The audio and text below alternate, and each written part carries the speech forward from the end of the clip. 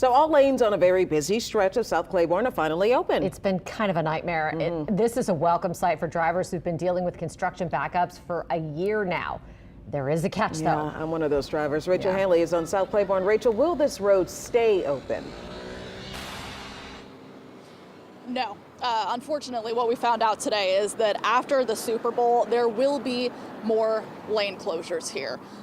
The good news is they should not be in effect for as long as these ones were. And until then, this is what we get. This is South Claiborne between Washington and Louisiana. The road still looks a little bit patchy, but if you have come down the riverbound side of South Claiborne in the last year, you know that this is still a massive improvement. With all of those lane closures, it could take you 20 minutes to get through 2 intersections here. What we heard today is that that didn't just affect commuters, it also may have had an impact on the local businesses that are here. Seeing these lanes open is a relief, for now. Construction on South Claiborne started a year ago, roughly between Louisiana and Washington. The lane closures caused major backups for drivers, and while they avoided the area, they also avoided the shops and restaurants that call it home. It slowed down a whole lot, like 50% of the business. Ron Woods and Skip Jones own Chicken and Watermelon. They're disappointed with the impact that construction has had on their sales and the fact that it's still in progress.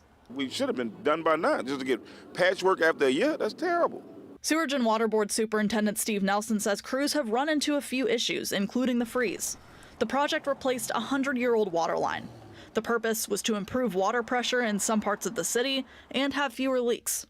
We wanted to be done before the Super Bowl, but we had a week of truly bizarre weather that pushed things off. The plan now is to have Claiborne open for the Super Bowl.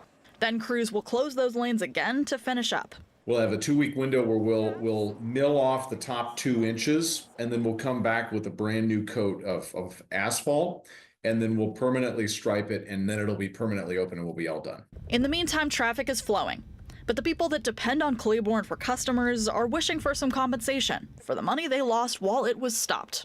And we really looking for compensation at this point. There's got to be something, because you can slow our business down. Just you can check the taxes. It's been a long time.